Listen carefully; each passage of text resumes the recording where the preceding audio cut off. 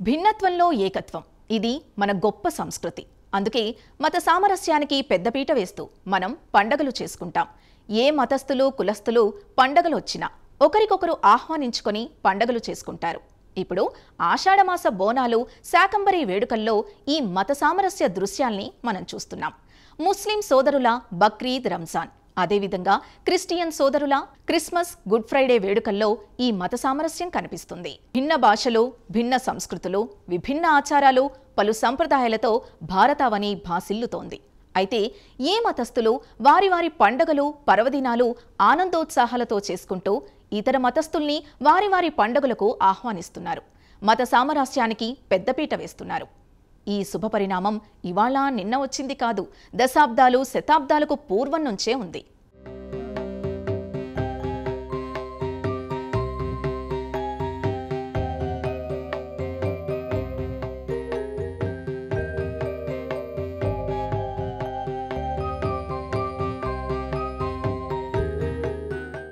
కలిసి ఉంటే కలదు సుఖం. ఈ మాట పెద్దలు చెప్పే చెద్దెన్నపు మూటలాంటిది. కలిసి ఉన్న ఉమ్మడి కుటుంబాల్లో ఎన్నో ప్రయోజనాలు మనకు తెలుసు. కలిసికట్టుగా సమిష్టి నిర్ణయాలతో ఎందరో ఎన్నో రీతుల్లో సాధించిన విజయాలు విదితమే. అయితే మత సామరస్యంతో మెలిగి ఓ మతస్థులు మరో మతస్థుల పండుగలకు, వేడుకలకు, శుభకార్యాలకు హాజరవడమే కాకుండా ఆ మతస్థుల బంధువులు, స్నేహితులను వారి తరపున ఆహ్వానించి ఆదరించే ఘటనలు చోటు చేసుకుంటున్నాయి. అంటే వీరి మైత్రిబంధం ఎంత గాఢంగా ఉంటుందో అర్థమవుతుంది.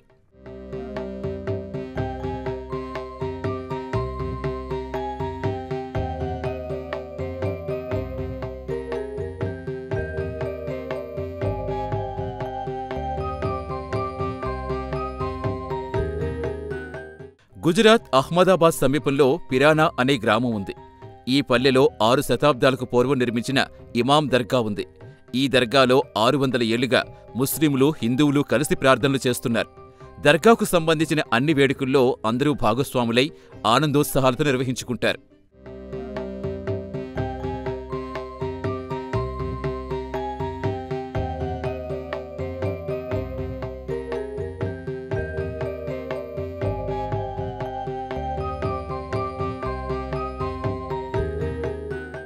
ఉత్తరప్రదేశ్లో దుసావాకాలా గ్రామంలో మత సామరస్యం వెల్లివిరుస్తోంది. తమ మతస్థుల సమాధులు పంచాయతీ కేటాయించిన మరో స్థలంలోకి మార్చేందుకు ముస్లిం సోదరులు సిద్ధమయ్యారు. సమాధి స్థలం మార్చడమేంటి, తమ మతమంటే చిన్నచూపా? ఇలాంటి వ్యాఖ్యానాలు ఏమీ చెయ్యలేదు. పాలకులంటే ప్రజాసేవకులు, ప్రజాసేవలో భాగంగానే సర్కార్ ఏ ఉద్దేశంతో ఈ చర్యలు చేపట్టిందో అని భావించారే కాని కయ్యానికి కాలు దువ్వలేదు, వైరానికి సై అనలేదు. పంచాయతీ కేటాయించిన మరో స్థలంలోకి సమాధులు మార్చే పని చేపట్టారు. అయితే ఈ తవ్వకాల్లో రాతి శివలింగం, నంది బయటపడ్డాయి. వెంటనే గ్రామ పెద్దలంతా సమావేశమై శివలింగం, నంది లభించిన స్థలంలో శివాలయం కట్టుకోవాలని నిర్ణయించారు. మిగిలిన స్థలాన్ని ముస్లింలు ఉపయోగించుకోవాలని నిర్ణయించారు. ఈ నిర్ణయాన్ని హిందూ ముస్లింలంతా ఏకగ్రీవంగా ఆమోదించి ఆ దిశగా అడుగులు వేశారు.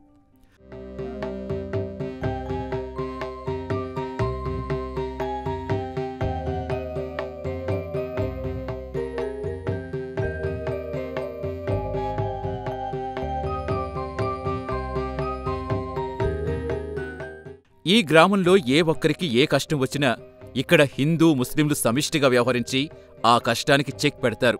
ఒకరి పండుగకు మరొకరు శుభాకాంక్షలు చెప్తారు. వారి పండుగలకు వీరిని ఆహ్వానిస్తారు, వీరి పండుగలకు వారిని ఆహ్వానిస్తారు. అందరూ కలిసి ఆనందోత్సాహాలతో అన్ని పండుగలు చేసుకుంటారు.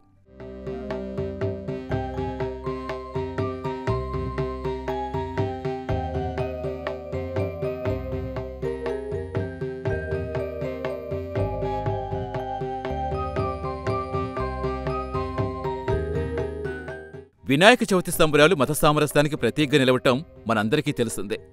హైదరాబాద్లో జరిగే గణపతి నవరాత్రి ఉత్సవాల్లో మత సామరస్యానికి ప్రతీకగా జరిగే ఘటనలెన్నో జరిగాయి. భాగ్యనగర వినాయక ఉత్సవాల్లో ఓ ఏడాది ఒక ముస్లిం పెద్ద 1,02,000 రూపాయలకు వేలం పాడి గణపతి లడ్డూ సొంతం చేసుకున్నారు. కొండాపూర్ శ్రీరాంనగర్ యూత్ అసోసియేషన్ ఆధ్వర్యంలో నిర్వహించిన వేలంలో ఈ ఘటన చోటు చేసుకుంది. నాడు వేలంలో శ్రీరాంనగర్ బి-సి బ్లాకుల అధ్యక్షుడైన జఫరుల్లా ఖాన్ 10 మందితో పోటీపడి మరీ ఈ లడ్డూ దక్కించుకున్నారు. ఏటా పలు ఉత్సవాలు కాలనీవాసులంతా కలిసి నిర్వహిస్తామని, ఏటా తన సమక్షంలో వేలంపాట జరిగేదని, ఈసారి తానే లడ్డూ సొంతం చేసుకోవటం ఆనందంగా ఉందని అప్పుడాయన తెలిపారు.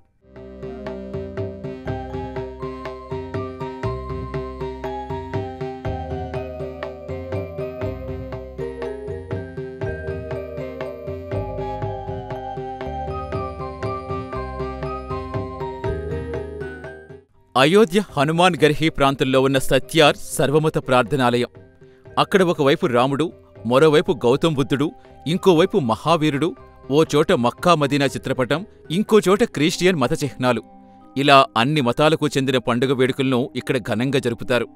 గుజరాత్కు చెందిన పారిశ్రామికవేత్త, సామాజిక కార్యకర్త లాల్జీబాయ్ సత్యసనేహి 60 ఏళ్ల క్రితం ఈ ప్రార్థనాలయం నిర్మించినట్టుగా చరిత్ర చెబుతోంది. ఈ ఆలయంలోకి ప్రవేశించిన వారు తొలుత తమ మతానికి చెందిన దైవాన్ని పూజించి ప్రార్థనలు చేస్తారు.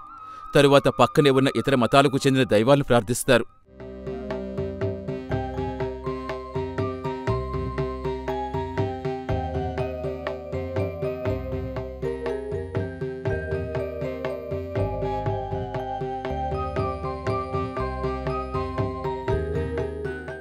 బంధాలు, అనుబంధాలు, రక్త సంబంధాలు ఇలా ఎన్నో ఉంటాయి.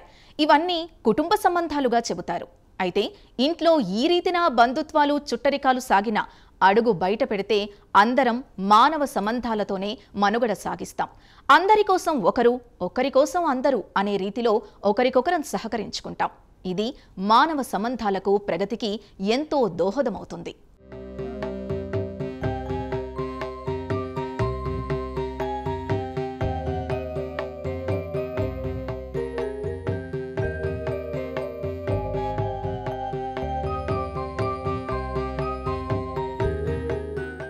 క్రైస్తవులు, యూదులు, ముస్లిములు, హిందువులు, జైనులు, సిక్కులు, నాస్తికులు, హేతువాదులు, బౌద్ధులు ఇలా ఎందరెందరో కలిసిమెలిసి జీవిస్తున్నారు.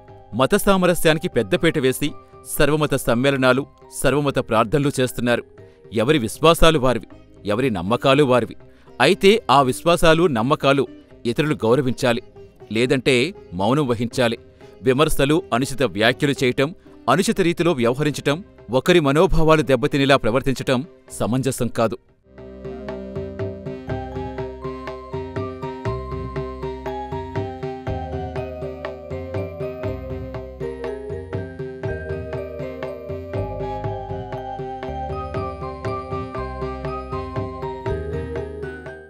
తల్లి, తండ్రి, తాత, అవ్వ, కుమారుడు, కుమార్తె, అత్త, మామ ఇలా ఎన్నో కుటుంబ సంబంధాలుంటాయి. అందరం కలిసిమెలిసి పండుగలు, వేడుకలు, సరదాలు, సంబురాలు చేసుకుంటాం. అయితే గడపలోపల కులం, అడుగు బయట పెడితే అందరం భారతీయులుమంటారు పెద్దలు. ఇది సరైందే. పరాయివాళ్లు వచ్చి మనమీద పెత్తనం చెలాయించి జులుం ప్రదర్శిస్తే సమాధానం ఇవ్వక తప్పదు.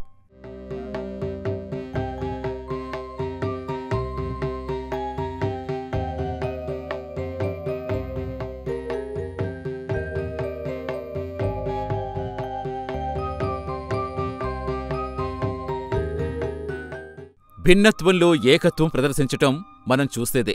ఇది ఉత్తమ చర్యే. అయితే విచిత్రం ఏంటంటే, ఓ గ్రామానికి మరో గ్రామానికి వివాదం వచ్చిందంటే ఆవలి గ్రామస్తులందరూ ఒక మాటపై నిలబడతారు. ఆ ఊరిలో వారు, ఈ ఊరిలో వారు ఓ కులానికో, తెగకో, మతానికో చెందినవారైనా వీరి పక్షానికి వారు చేరరు. గ్రామస్తులందరిది ఒకే మాట, ఒకే బాట. ఇలా ఐకమత్యరాగం ప్రదర్శించి సమస్యలు శాంతియుతంగా పరిష్కరించుకోవటానికి ప్రయత్నిస్తారు. ఇక గ్రామం విషయం తీసుకుంటే కులాల వారీగా, మతాల వారీగా కలిసి ఉంటారు. పేదలంతా ఒక జట్టుగా, ధనవంతులంతా మరో జట్టుగా ఉంటారు. ఎవరి స్థాయిలకు తగ్గట్టుగా వారు ప్రవర్తించినా ఒకరికొకరు సహకారం అందించుకోవటంలో తేడాలేమీ ఉండవు. మరో గ్రామానికి, తమ గ్రామానికి అభిప్రాయ భేదాలొస్తే ఆయా గ్రామాల వారంతా ఒకే విధమైన మార్గంలో వెళతారు.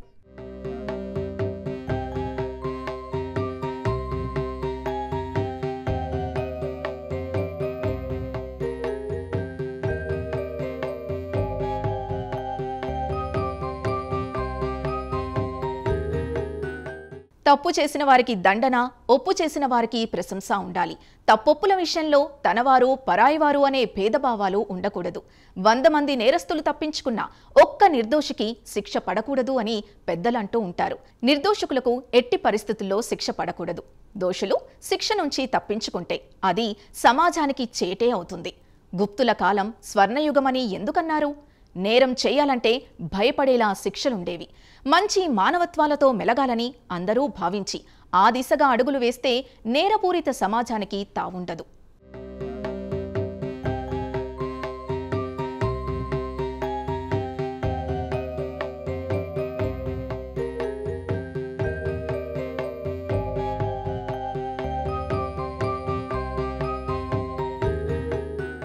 వైరం ఉన్నా కలిసి ఉండటం అనే మాట అనగానే మనకు టక్కున కైలాసమే గుర్తొస్తుంది.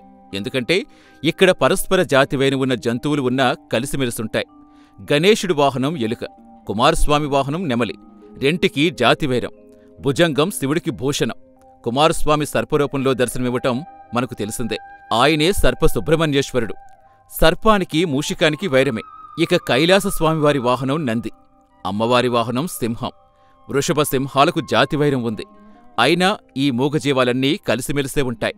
వైరాలు, కక్షలు, కార్పణ్యాలు ఉన్నా కలిసిమెలిసి జీవించాలని కైలాసంలో దైవ వాహన గణాలు చెబుతున్నాయి.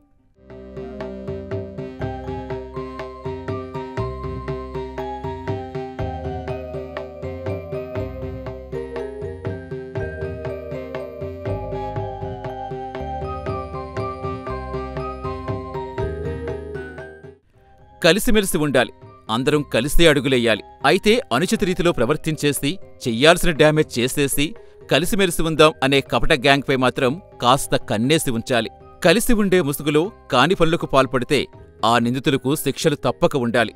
ఉదార స్వభావం, ఉదాసీనత, పొరపాటుగా తప్పులు చేసిన వారిపైన పశ్చాత్తాపం పడ్డవారిపై ఉండాలి. కాని దారుణాలు చేసేసి, కారణాలు చెప్పేసి కలిసిమెలిసి ఉండేందుకు తయారవటం, అనంతరం తమ పాత బుద్ధి చూపించటం, ఇలాంటి తీరు వల్ల ఎందరో అమాయకులు అన్యాయంగా బలైపోతున్నారు.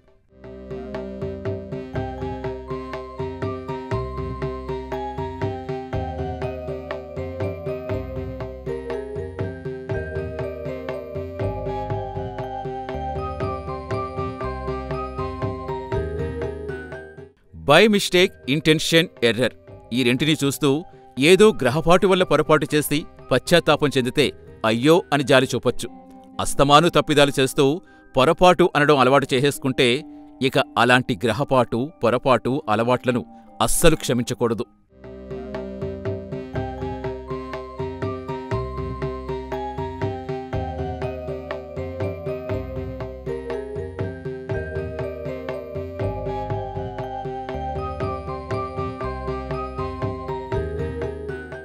చిన్న పామైనా పెద్ద కర్రతో కొట్టాలంటారు. అంటే చిన్న తప్పుపైనైనా ఉదాసీనత పనికిరాదని.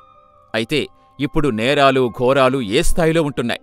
క్రూర నేరాలు చేసినవారు బెయిళ్లపై వచ్చి దర్జాగా రైల్లో తిరిగే పరిస్థితులుంటుంటే అమాయక బాధితులేమో నిందితుల్లా తలదించుకోవాల్సిన పరిస్థితి రావటం ఎంత శోచనీయం. నేరాలకు శిక్షలు ఉండాలి, దోషులకు శిక్షలు పడాలి. కాని నిర్దోషులను దోషులుగా చూపించి కేసుల్ని రికించేస్తే అంతకంటే మహాపాపం ఇంకేమైనా ఉంటుందా? 100 దోషులు తప్పించుకున్నా ఒక్క నిర్దోషికి శిక్ష పడకూడదనంటూ ఉంటారు. నిర్దోషిని దండించటం దారుణాతి దారుణమే. అయితే క్రూర నేరగాళ్లకు కఠిన శిక్షలు, సత్వర శిక్షలు ఉండాలి.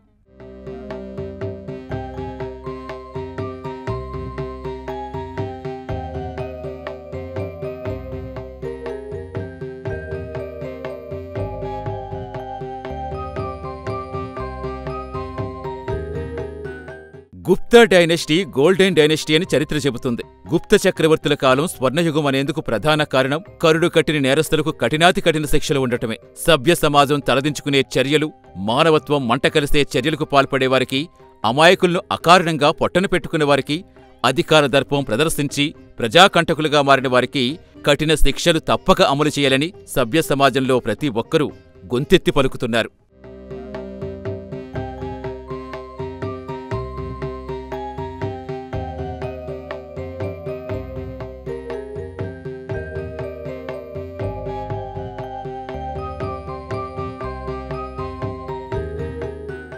దేశంలో ఎన్నో సంస్కృతులు, ఆచారాలు, ఎన్నో మతాలు, సంప్రదాయాలు ఉన్నాయి. ఎన్నో కులాలు, మతాలు ఉన్నాయి. అయితే ఒకరి ఆచారాలు, సంప్రదాయాలు ఒకరు గౌరవించుకుంటూ పండగలు, వేడుకలు చేసుకుంటే అది మత సామరస్యానికి ప్రతీక అవుతుంది. ఇప్పుడు ఏ పండగొచ్చినా అందరూ కలిసి చేసుకునే పద్ధతులు రావడం శుభదాయకం.